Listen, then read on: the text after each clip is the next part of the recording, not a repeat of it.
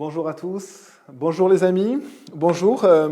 Donc je suis heureux d'être avec vous sur l'écran, mais je ne peux pas être avec vous physiquement encore, ni toute la famille Fav.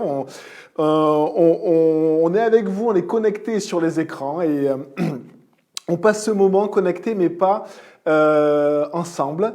On prie les uns pour les autres et il nous tarde de revivre un dimanche normalement. Les aléas du Covid, on comprend tous et vous savez comment ça fonctionne.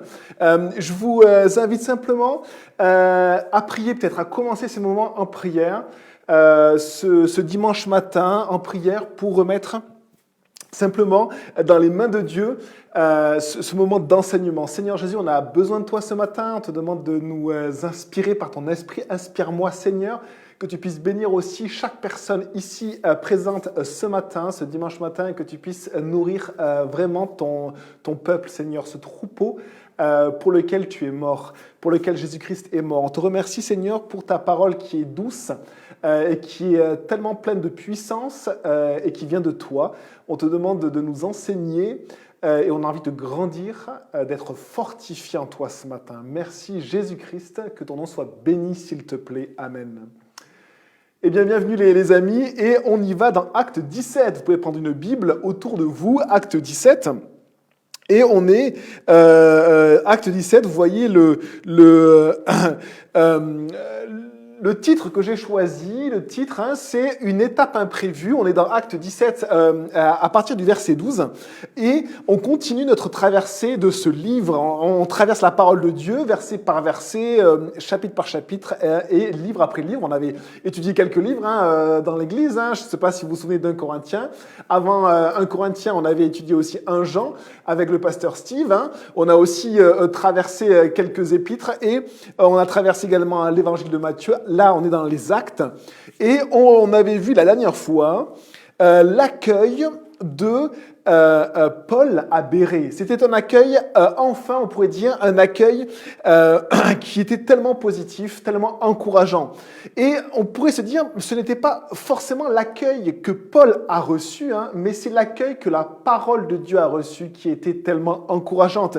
Puisque le verset de Acte 17 nous dit ceci: ils accueillirent les Béréens, les personnes de Bérée accueillirent la parole avec beaucoup d'empressement. C'est donc la parole qu'ils ont accueillie. C'est pour ça qu'ils ont accueilli Paul. Il y a un lien entre le fait d'accueillir la parole de Dieu et d'accueillir un homme de Dieu ou une femme de Dieu qui la transmet. Vous avez cette parole notamment de Jésus. Il dit ceci quand il envoie, vous savez, les disciples deux à deux. Il les envoie dans Matthieu 10 et il leur dit de ville en village pour partager la parole de Dieu. C'est ce qu'il fait actuellement aujourd'hui avec nous, dans nos activités, dans pas forcément une mission d'une semaine, mais une mission d'une vie. Il nous envoie pour porter sa parole autour de nous. Et le Seigneur dit ceci: celui qui vous reçoit, me reçoit. Et donc, ceux qui ont reçu Paul, en fait, ils ont reçu la parole de Dieu. Et ceux qui ont reçu la parole de Dieu, ils ont finalement reçu Jésus. Celui qui vous reçoit, me reçoit. Celui qui me reçoit, reçoit celui qui m'a envoyé. Et donc, la manière de recevoir Dieu, c'est de recevoir Jésus, c'est de recevoir celle qui parle au nom de Jésus. Les Béréens ont reçu la parole de Dieu et ils ont donc reçu Paul. Et en recevant Paul, ils ont en fait reçu le Christ. On lit chapitre 17 à partir du verset 12. Voici, après l'enseignement de Paul à Bérée, on avait lu que ces derniers avaient des sentiments plus nobles que ceux de Thessalonique. Ils accueillirent la parole avec beaucoup d'empressement et ils examinaient chaque jour les Écritures pour voir si ce qu'on leur disait était exact. Verset 12 maintenant, on lit ensemble. Beaucoup d'entre eux crurent donc ainsi que parmi les non-juifs, un grand nombre de femmes en vue et d'hommes.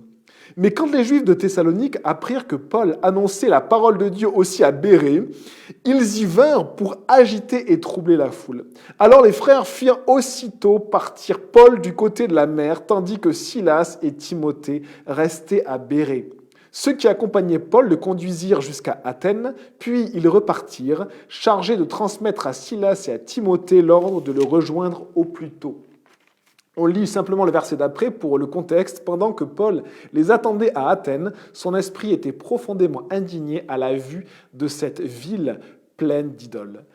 Et donc on a ici, si on fait un résumé un petit peu de notre lecture, on a en premier des fruits importants. Des fruits importants, et on va se poser cette question ensemble ce matin. Est-ce que c'est des fruits est-ce que c'est encore pour nous aujourd'hui, ces personnes qui se convertissent parfois en groupe entier, est-ce que c'est valable? Est-ce que c'est une époque aujourd'hui dans laquelle on pourrait vivre cela?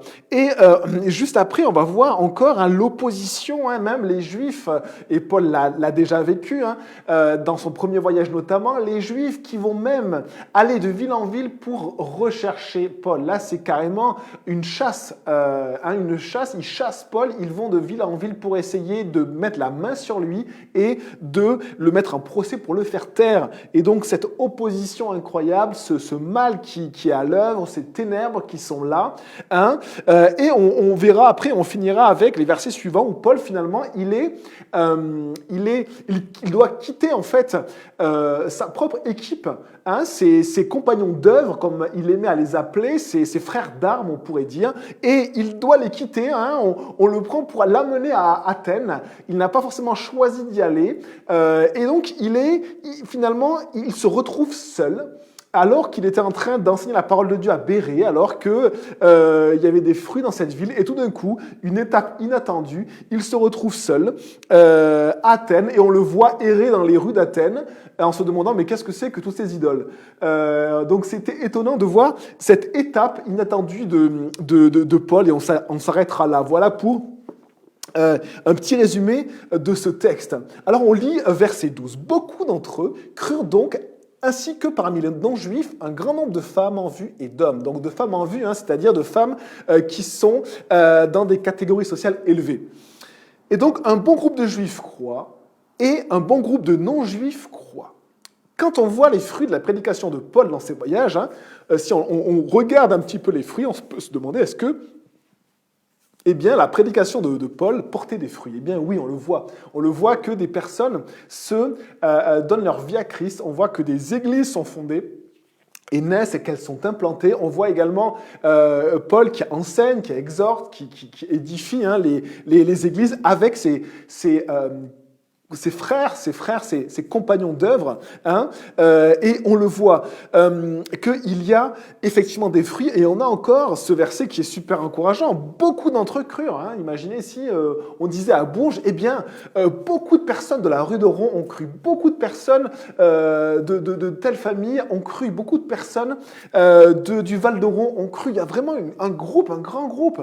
On serait étonné. La première question que j'aimerais poser, c'est est-ce que c'est valable encore aujourd'hui, ces épisodes que l'on voit qui sont historiques, ou est-ce que c'était relatif simplement au 1er siècle?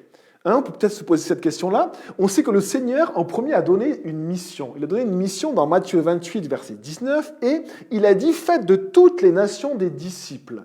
Et il a donné cette mission à qui? À ses 11 apôtres, et 12 après avec Paul, et puis 13 avec Barnabas, et puis avec tous les disciples. Donc, il a donné cette mission aux apôtres, et les apôtres représentent l'Église. Et cette période, c'est bien une période où les disciples partagent l'Évangile à toutes les nations. À toutes les nations, et Jésus précisera dans Acte 1, à Jérusalem, en Judée, puis en Samarie, et jusqu'au bout de la terre, à toutes les nations. Et cette période, c'est vraiment une période de propagation de l'Évangile, une période où l'Église partage la bonne nouvelle de Jésus-Christ. Et elle débute avec les disciples de Christ, au temps de Christ, quand le Seigneur est enlevé dans le ciel, juste avant, il donne cette mission. Mais elle s'arrête quand, cette période? Parce que parfois, notamment en France, on a l'impression qu'on n'est pas en train de vivre cette période-là, cette période de propagation de l'Évangile. On a plutôt tendance à penser qu'on vit plutôt une période de la fin des temps où finalement il y a très peu de fruits. Il y a très peu de fruits. est-ce que on est rentré dans une autre période, une période où les choses seraient bloquées un petit peu et où il n'y aurait simplement que le mal qui serait là à supporter pour les croyants? Eh bien, pour se rendre compte de cette époque de propagation de l'Évangile, eh bien, dans toute l'histoire, on sait que l'Évangile s'est propagé et jusqu'à notre époque moderne. Alors, on dit qu'on est dans une époque post-moderne actuellement, mais jusqu'au XXe siècle, on peut citer de très grands évangélistes qui étaient des hommes de Dieu et qui étaient absolument intègres et fiables et dont le ministère a porté beaucoup de fruits. Par exemple, le grand prédicateur, le grand évangéliste qui me vient à l'esprit, c'est Billy Graham. Billy Graham, il est né en 1918, il est mort il y a quelques années en 2018. Et donc, pendant ses 99 ans, eh bien, il a annoncé l'Évangile peut-être pendant 70 ans. Pendant ces dizaines d'années où il a annoncé l'Évangile dans 185 pays du monde, 185, même la Corée du Nord y est passée. On ne sait pas comment il a réussi, mais 185 pays du monde avec une estimation de 200 millions d'auditeurs. Et donc on voit que jusqu'au XXe siècle, et même on dépasse le XXe siècle, eh bien on était encore dans cette époque de propagation de l'Évangile, ne serait-ce que par des grands exemples. Mais si on pense à des grands exemples, les ministères qui ont été beaucoup connus, qui ont eu beaucoup de succès, qui ont porté beaucoup de fruits, mais ça veut dire que l'Église aussi continue à propager l'Évangile. Est-ce que ce n'est plus le cas maintenant? Est-ce que nous sommes rentrés maintenant dans une nouvelle période, une période sèche, une période où il y a très peu de fruits et simplement nous allons attendre le retour de Jésus assis sur une chaise en se lamentant parce que la situation est difficile? Eh bien, il y a une vraie question qui se pose parce que Jésus, le Seigneur, a enseigné sur la fin des temps. Il a enseigné sur la fin des temps tout un chapitre dans l'évangile de Matthieu, par lequel que l'on avait étudié d'ailleurs. Et dans Matthieu au chapitre 24, bien, vous pouvez prendre ceci avec moi. Le Seigneur parle effectivement de la fin des temps. La fin des temps, on appelle ça l'eschatologie. La fin des temps, eschatologie. Et dans cette fin des temps, eh bien, il décrit des périodes, effectivement, qui ressemblent beaucoup à la nôtre. Je vous le lis, Matthieu 24, verset 12. Et je lis ce passage-là. « À cause de la progression du mal, l'amour du plus grand nombre se refroidira. Mais celui qui persévérera jusqu'à la fin sera sauvé. Cette bonne nouvelle du royaume sera proclamée dans le monde entier pour servir de témoignage à toutes les nations. Alors viendra la fin. » Alors vous avez vu, la première chose que l'on peut dire, c'est que la fin n'est pas encore là. Parce que la fin, elle décrit, verset 15, c'est pourquoi lorsque vous verrez l'abominable dévastation ou l'horrible abomination, et c'est un événement qui est extrêmement ponctuel, qui marque une dernière étape avant le retour du Seigneur. Et nous n'en sommes pas là, les amis. Nous n'en sommes pas à cette fin-là. Alors viendra la fin. Nous n'en sommes pas là. Par contre, quand on voit la description de ces textes que le Seigneur partage aux disciples, eh bien, il commence à cause de la progression du mal. Et oui, on peut dire qu'on vit bien dans une période où le mal progresse et de plus en plus, et même presque on pourrait dire à outrance, où si on regarde l'évolution des mœurs, alors si on prend la dernière révolution des mœurs qui est mai 68 jusqu'à aujourd'hui, donc à peu près 60 ans d'évolution, on voit à quel point les valeurs des mœurs ont été complètement bouleversées, mais on pourrait dire même toutes les valeurs bibliques ont été remises en question. Certaines ont été carrément inversées, ils ont été bouleversés. On avait vu la dernière fois que Jésus bouleverse les choses, mais le péché aussi bouleverse les choses et il appelle le mal bien et le bien mal, malheureusement. Et on voit à quel point, effectivement, les valeurs de la famille, les valeurs de l'homme, les valeurs de la femme, de l'éducation, du travail, les valeurs du bien et du mal, toutes ces valeurs-là ont complètement été bouleversées ces dernières décennies, et on a l'impression que ça n'arrête pas. On est vraiment dans une période de progression du mal, ça c'est indéniable. Et on voit d'ailleurs l'impact et la conséquence tellement néfaste pour l'Église, l'amour du plus grand nombre se refroidira. L'amour du plus grand nombre se refroidira. Le Seigneur a dit dans l'Apocalypse, tu n'es ni froid ni bouillant. Il parle à une église, il dit tu n'es ni froid, c'est-à-dire ni détaché de moi, mais ni bouillant. Tu es tiède, et parce que tu es tiède, je te vomirai de ma bouche. Ça veut dire que la foi en Christ, ce n'est pas une foi de confort, ce n'est pas une foi de consommation, ce n'est pas un plus que l'on prend dans un supermarché pour simplement se faire du bien comme un massage ou peut-être un style de vie. La foi, c'est une nouvelle vie. Une nouvelle vie en Christ. Et une nouvelle vie, c'est une vie entière. Ce n'est pas simplement une partie ou partiellement, c'est entièrement une vie en Christ. Et on sait bien sûr que les ressources pour vivre cette vie-là sont en Christ. Sont en Christ. Donc la foi, c'est vraiment le fait de se donner à Christ et de lui faire confiance entièrement. Mais on voit que cette époque-là, la progression du mal, on pourrait dire, ben oui, c'est ça. C'est vraiment la période que l'on vit. C'est vraiment la période que l'on vit, et c'est pas du tout une période de fruits, comme on peut voir au 1er siècle, alors dans Acte 4, l'Église partageait, si je peux lire, mais les fruits dans Acte 4 sont incroyables. Acte 4, la foule de ceux qui avaient cru n'était qu'un cœur et qu'une âme. Personne ne disait que ses biens lui appartenaient en propre, mais il mettait tout en commun. Et on voit qu'après, il persévérait dans l'enseignement des apôtres, dans la fraction du pain, dans la communion fraternelle. Et on pourrait se dire, mais waouh, c'était vraiment... C'est pas là cette période-là, c'est pas la période de la progression du mal. Et pourtant, nous avons vu dans les Actes que systématiquement, il y avait l'action puissante de Dieu et en parallèle, l'opposition également oppressante des ténèbres. On le voit tout au long des Actes et nous sommes constamment en train de voir des oppositions. On va voir, c'est le mot thlipsis, qui est le mot grec qui signifie difficulté, oppression, tribulation et opposition. Et on voit que dans les Actes aussi, on voit qu'il y a une grande opposition que vivent les apôtres. On voit que la vie de l'apôtre Paul a été une vie difficile également. Donc on voit que ces fruits, finalement, eh bien, ils sont aussi mélangés avec des moments difficiles, des épisodes difficiles. Donc là, Paul va vivre un épisode imprévu, mais dans tous ces épisodes de sa vie, on voit qu'il y a aussi ces moments difficiles. Alors, dans quelle époque on vit finalement? On a voilà la progression du mal, mais le Seigneur a dit ceci 2 versets après.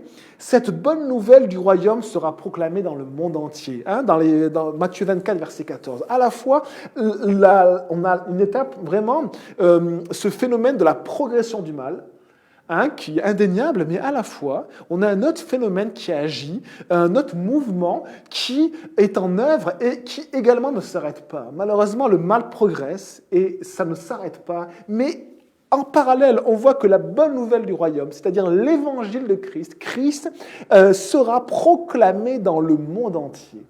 On a donc ces deux phénomènes parallèles, qui sont deux phénomènes qui vont perdurer et continuer jusqu'à la fin. Puisqu'on voit à la fin, après on voit alors viendra la fin. Ensuite viendra la fin. Alors, mon avis, les amis, c'est qu'effectivement, on voit que les choses se préparent pour la venue du Seigneur. Effectivement, que nos cœurs puissent être touchés particulièrement dans nos vies pour vivre d'une manière digne du Seigneur. Parce qu'il va revenir, il est en train de revenir, il s'apprête, il est en train de venir rechercher ce qu'il aime et de juger le mal dans ce monde. Mais actuellement, effectivement, il y a cette progression du mal, mais il y a aussi cette propagation de l'Évangile. Et qui dit propagation de l'Évangile dit puissance de Dieu. N'oubliez pas, l'Évangile, c'est une puissance de Dieu pour le salut de quiconque croit.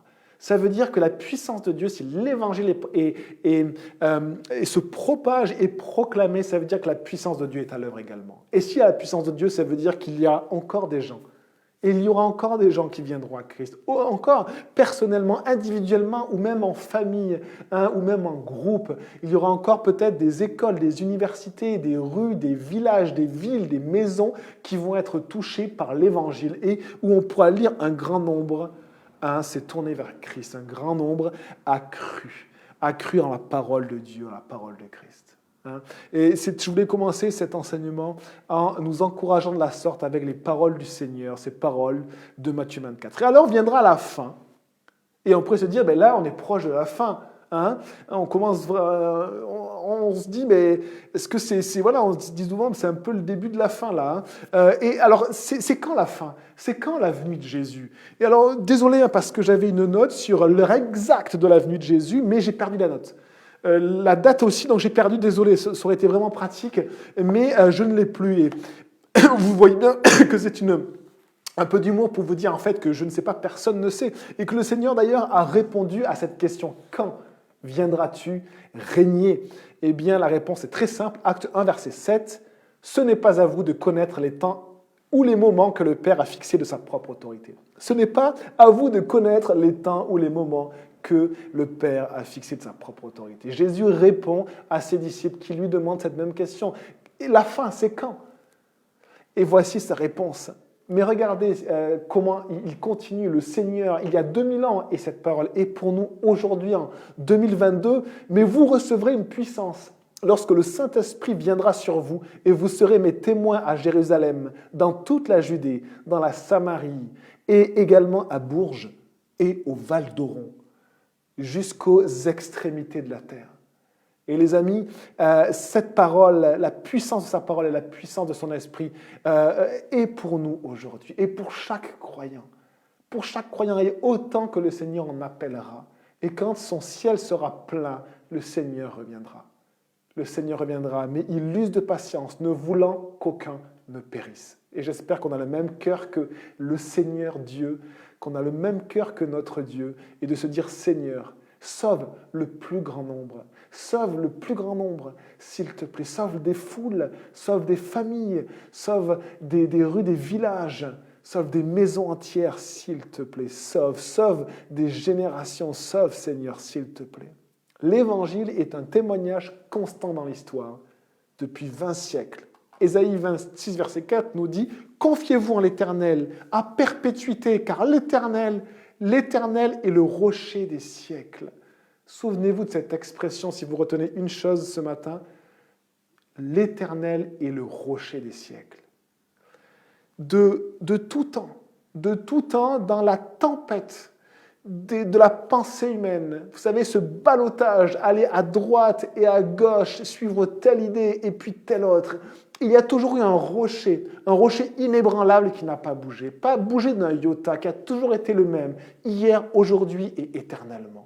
Et dans cette tempête humaine, de pensée humaine, de péché humain, de perdition humaine, de confusion humaine, il y a toujours eu ce rocher. Et ce rocher, les amis, vous le savez, c'est l'Éternel.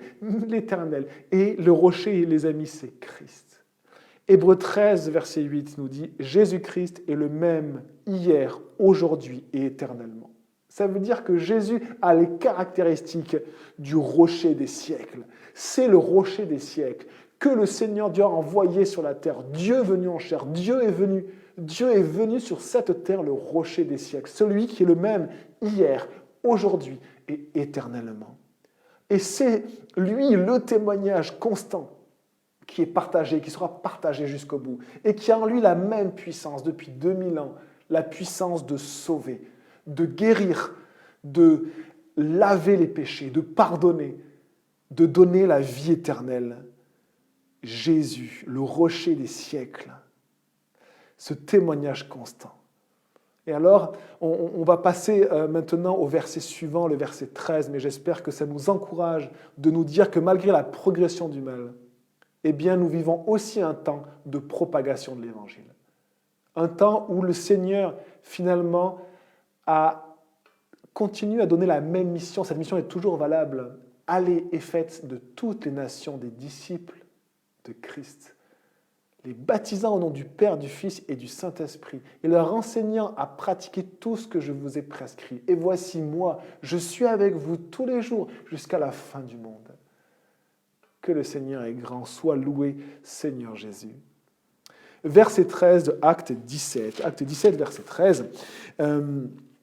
Je le reprends avec vous. Mais quand les Juifs de Thessalonique apprirent que Paul annonçait la parole de Dieu aussi à Bérée, ils y vinrent pour agiter et troubler la foule. Alors on peut se dire, voilà, on le savait, il fallait bien, à un moment donné, il fallait bien que ça dégénère. Il fallait bien, on le savait, il y a toujours un mais. Quand on voit des fruits, quand il y a une période de paix, de tranquillité, à un moment donné, on sait qu'on va se faire tailler quelque part, que l'ennemi est là, que les ténèbres sont là, et puis ça nous décourage, il y a toujours un mais, c'est exaspérant. Même dans Acte 4, le passage que je vous ai lu, la foule de ceux qui avaient cru n'était qu'un cœur et qu'une âme.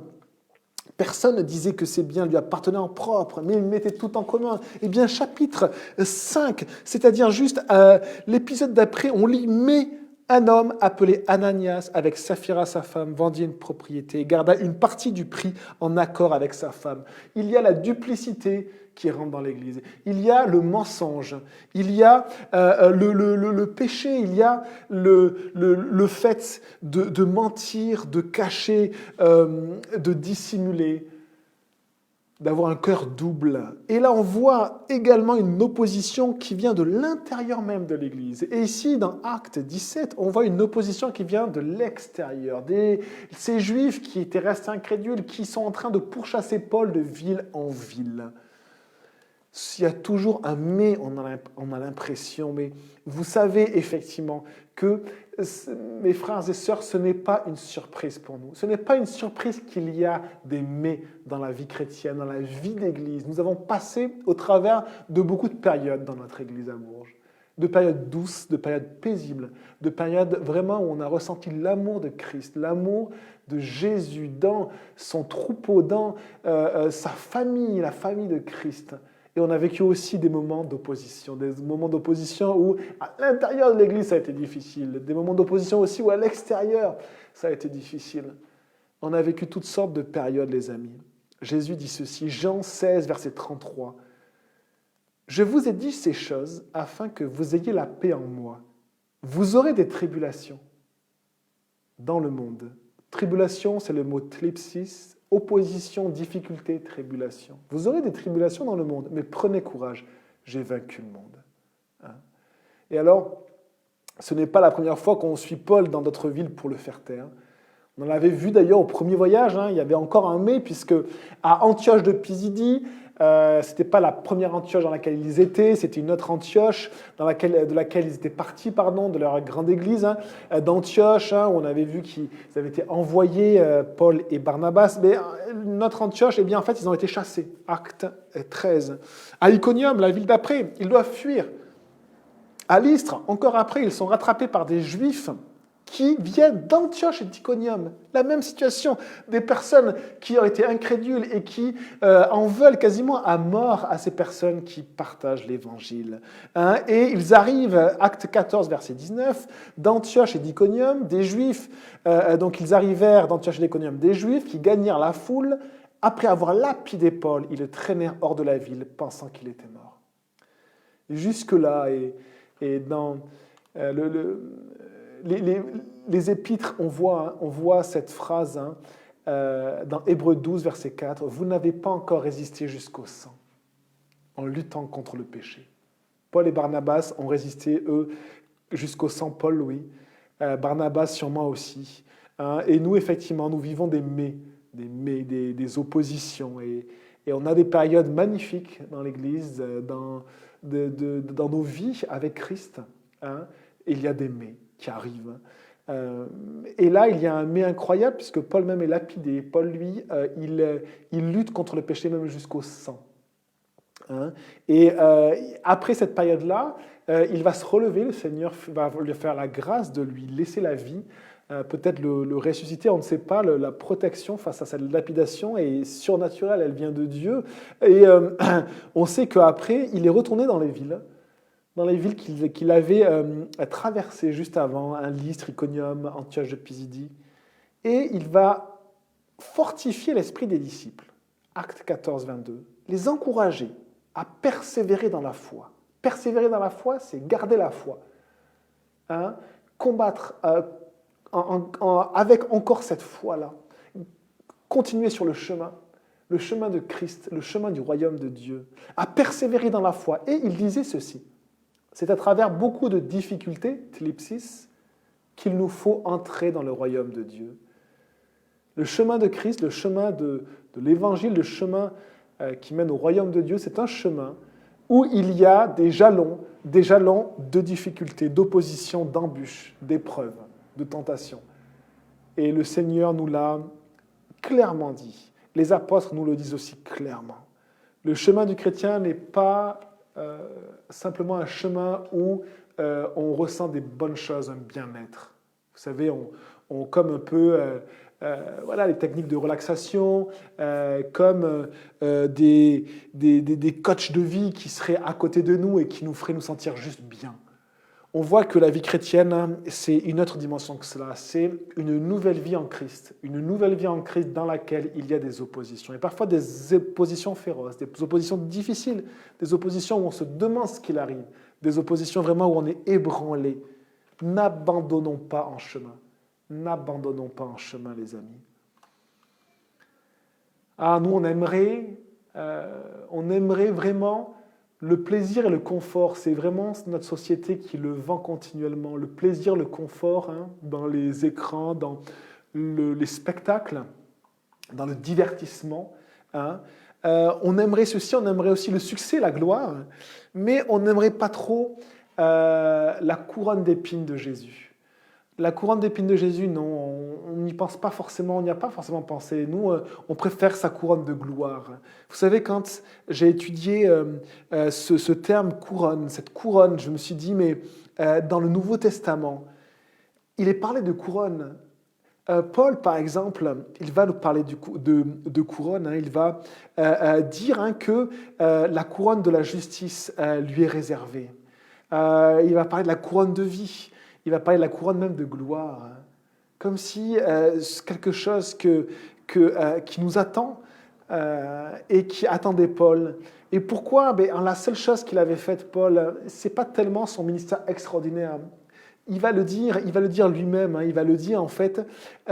J'ai gardé la foi.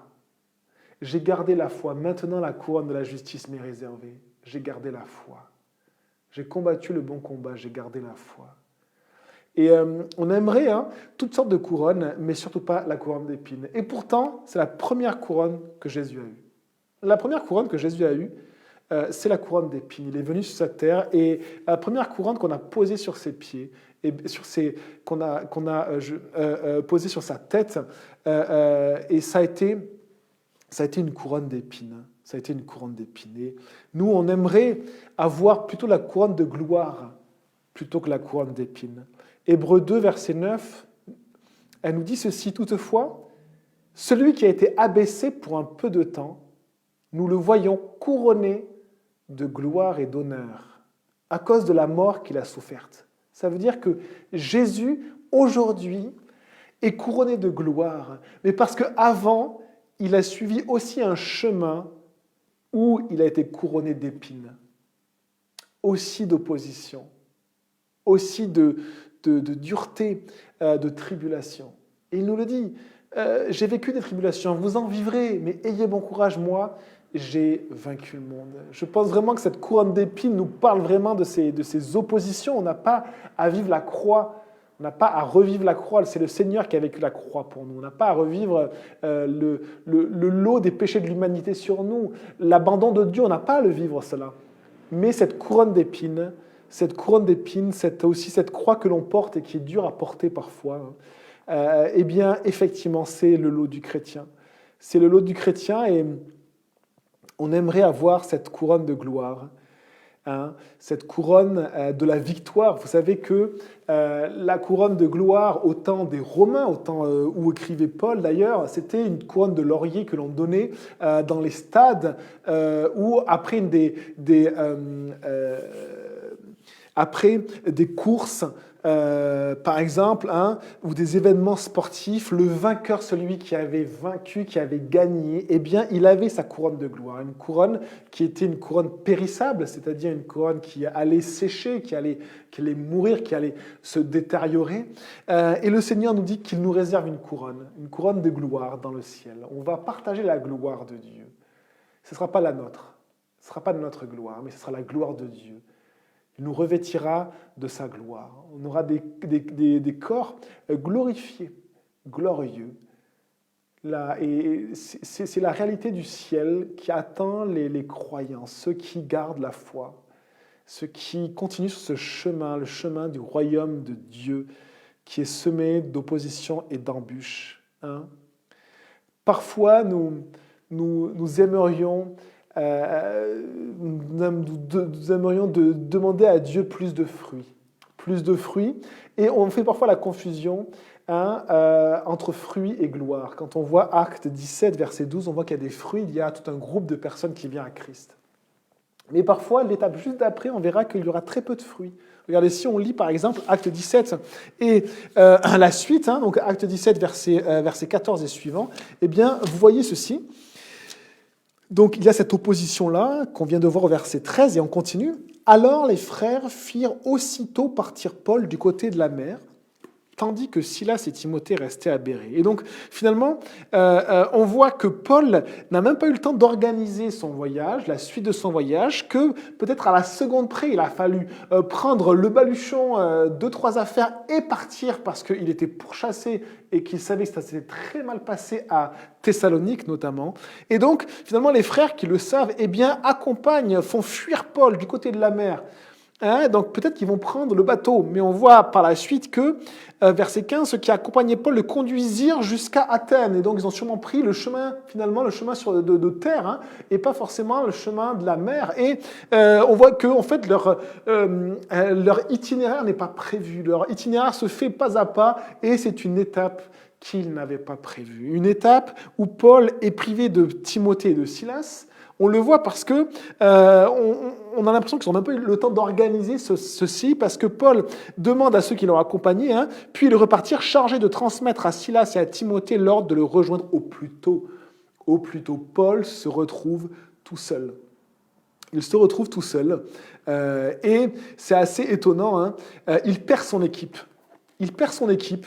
On a l'impression qu'il est un peu ébranlé par la situation après d'intenses étapes, hein, en annonçant l'évangile, en allant d'église en église, en vivant ensemble avec ses compagnons d'œuvre, vraiment d'incroyables oppositions à la fois, mais aussi d'incroyables fruits. Hein. Et bien là, on retrouve Paul, seul, qui doit prendre une direction qu'il n'avait peut-être pas choisie. On voit qu'ils hésitent sur le moyen de transport, peut-être qu'ils fuient des personnes qui les suivent. On ne sait pas. Il n'est même pas avec Silas et Timothée et son équipe. Hein. On a l'impression que c'est précipité. On a l'impression qu'ils sont partis vraiment à la seconde, que ce n'était pas prévu. Quelle situation étrange. Et on retrouve au verset 16 de Acte 17... Paul, qui les attend à Athènes, pendant que Paul les attendait à Athènes. Et on va voir effectivement que son esprit était profondément indigné à la vue de cette ville pleine d'idoles. Et on va voir ici que Paul va vivre une étape, un épisode assez étrange où il y aura très peu de fruits, où on va lui demander d'enseigner, on va lui demander même de partager, puisqu'il continue à partager la parole de Dieu plus personnellement. Voilà, il n'était plus en équipe, il était un peu déconnecté de son église. Et c'était une période un peu particulière, et comme s'il se retrouve seul. La vie normale reprend, on pourrait dire, la vie d'avant peut-être. On le voit au chapitre 18 qu'il recommence à coudre des tentes, qui était son métier, qu'il rencontre Aquilas et Priscilla, hein, et on a l'impression que voilà, il refait sa vie un peu d'avant. C'est assez étonnant, cette étape non prévue qui rompt le rythme et la dynamique qu'il y avait avant. Hein. Et vous savez, j'ai ce passage qui m'a encouragé cette semaine, et ce passage, c'est dans Luc 5, verset 5. On a un peu une situation similaire. C'est que Simon et ses acolytes, qui faisaient partie de la même entreprise, ils ont travaillé toute la nuit pour pêcher du poisson. Ils ont travaillé toute la nuit et ils n'ont rien pris. Et tout d'un coup, Jésus, à la fin de la nuit, au petit matin, Jésus vient, il rentre dans leur barque. Et que fait Jésus? Il leur demande de continuer, de jeter les filets. Et Simon lui répondit, « Maître, nous avons travaillé toute la nuit sans rien prendre, mais sur ta parole, je jetterai les filets. » Et c'est assez étonnant, on a l'impression de voir un petit peu Paul aussi qui finalement est dépossédé de son équipe, dépossédé de ses fruits qui naissaient de partout, de ville en ville. Et puis voilà, il est seul. Il essaie de parler de Jésus aux personnes qu'il croise. On a l'impression qu'il y a très peu de fruits. Hein. Et puis ici, on a cette situation avec les disciples qui est vraiment jolie. Hein, parce qu'on voit que le Seigneur, dans ces moments-là, dans ces étapes peut-être imprévues, peut-être que, je ne sais pas si vous vivez des étapes imprévues, nous, on vit une étape imprévue avec Lydia. Voilà, pendant 2 semaines, il y a eu le Covid, on ne peut pas forcément vivre l'Église, on est un peu à part, un peu en dehors, et on se remet dans d'autres activités, on se ressent sur d'autres choses. Donc c'est assez étonnant, une étape imprévue. On a l'impression... Peut-être que c'est une période où on travaille toute la nuit sans rien prendre. Hein? Et peut-être que vous vivez, peut-être ceci aussi, peut-être que les mamans se disent, mais dans leur travail de suivre leurs enfants, de les éduquer, de les protéger, de les enseigner, eh bien peut-être qu'elles ont aussi cette impression de travailler dur, mais de n'avoir rien pris comme fruit, ne rien voir comme fruit. Les enfants sont toujours aussi difficiles, on a l'impression que c'est peut-être même pire. Peut-être au travail, vous avez aussi vécu peut-être un épisode comme ça, imprévu, un épisode où on travaille, c'est un peu toujours la même chose, on repart dans un rythme un peu quotidien, répétitif, on a travaillé toute la nuit et il y a peu de fruits. Un dur labeur, finalement, où il n'y a pas grand-chose qui se passe. Et peut-être que le Seigneur, ce matin, va nous encourager. On voit l'épisode de Paul, qu'il n'avait pas prévu, seul, sans son équipe, où il se remet à faire des tentes, et où il y a peu de fruits. Et on voit les disciples aussi qui ont travaillé toute la nuit. Mais regardez ce que fait Jésus. Jésus, il vient et il rentre dans la barque. Il rentre dans la barque, là où les disciples ont travaillé toute la nuit, dans le lieu de leur activité. Il vient dans leur lieu d'activité et au lieu de dire stoppez tout, arrêtez tout, il n'y a pas de fruit, ça ne sert à rien, le Seigneur dit continuez, continuez, continuez. Maintenant je suis là, continuez. Et il dit mais sur ta parole je jetterai les filets. Le Seigneur vient dans la barque et au lieu de dire stop, arrêtez tout, il dit non, continuez. Comme si le Seigneur souhaite qu'on expérimente finalement les mêmes activités avec par contre un sentiment plus fort de sa présence, qu'il est à nos côtés et que c'est même lui qui nous dit de faire les choses. C'est lui qui nous encourage à faire les choses, qui nous encourage à éduquer nos enfants, à combattre pour eux, à être de bons professionnels dans notre travail, de bons profs, de bonnes infirmières, de bons grands-parents, de bons parents, de personnes, de bons oncles et tantes. Et le Seigneur vient dans notre activité et il nous dit continuez. Continuez à jeter les filets. On a parlé des fruits, les amis. Les fruits, et parfois notre vie peut-être a peu de fruits, porte peu de fruits. Et le Seigneur nous dit ceci. Il y a peut-être un fruit que l'on pourra porter. Un fruit que l'on pourra porter et que l'on pourra plutôt soutenir toute notre vie, c'est notre foi. Simplement, garder la foi. Continuer avec Christ. Ça sera peut-être simplement le fruit qui sera à mettre à notre crédit. Vous obtiendrez le salut de vos âmes pour prix de votre foi. Mais le reste, ça regarde Dieu.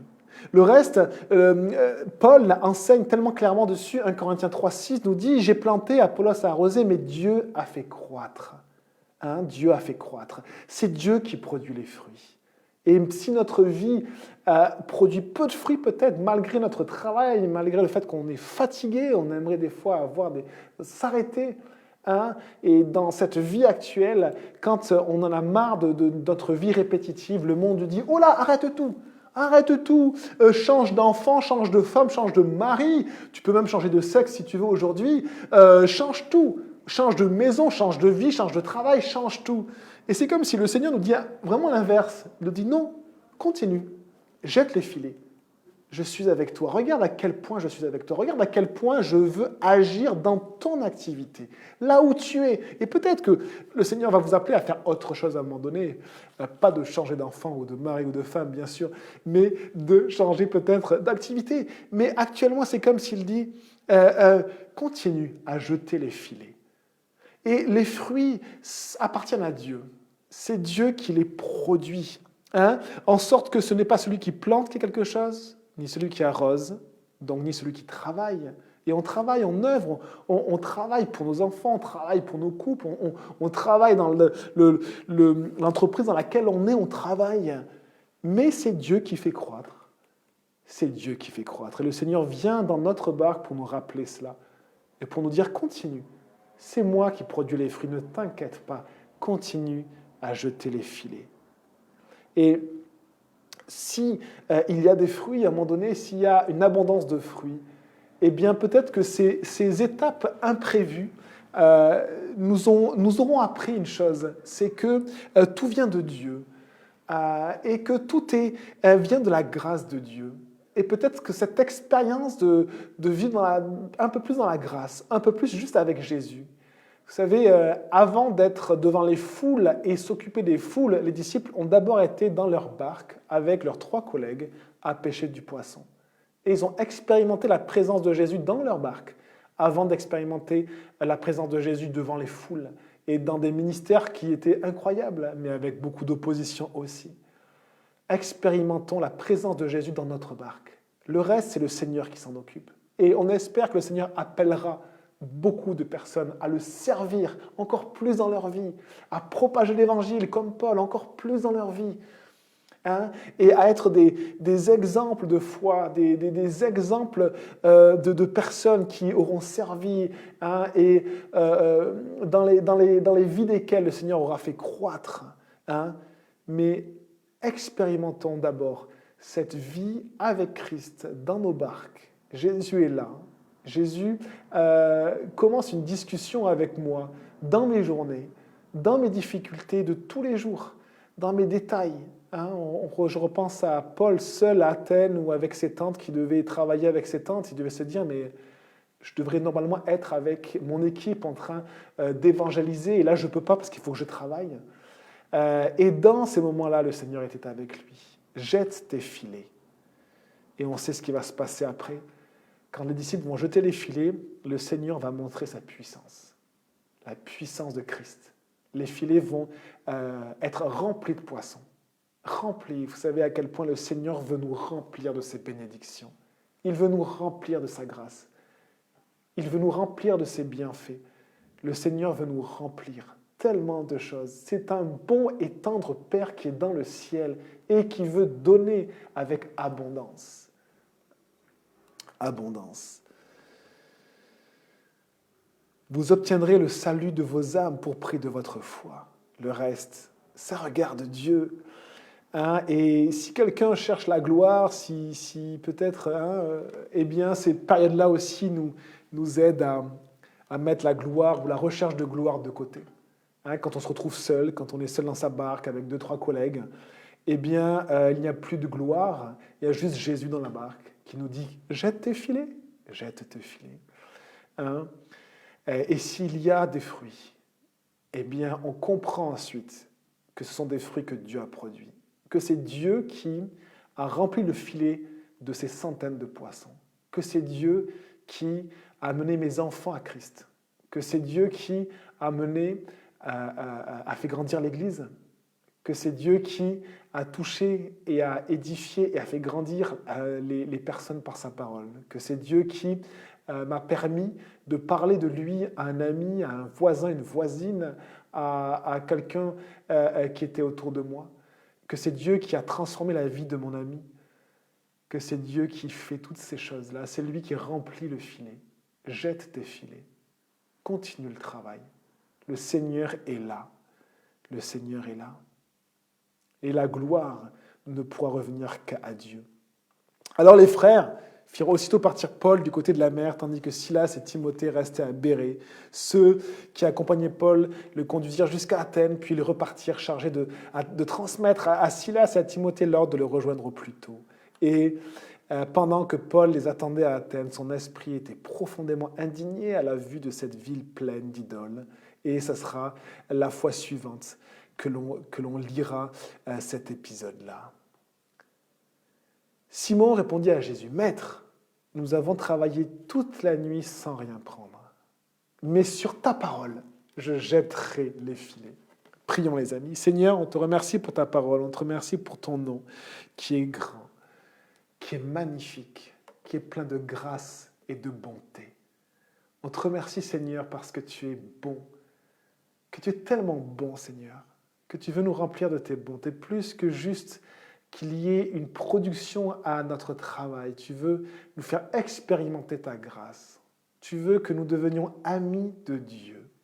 Tu souhaites tellement que nous puissions vraiment réaliser que tu es dans notre barque, au lieu de vouloir faire 1000 choses, jeter 1000 filets, réaliser que tu es là, que tu nous parles, que tu veux entretenir avec nous une relation intime et proche avec le Christ, le Fils du Dieu vivant, le rocher des siècles.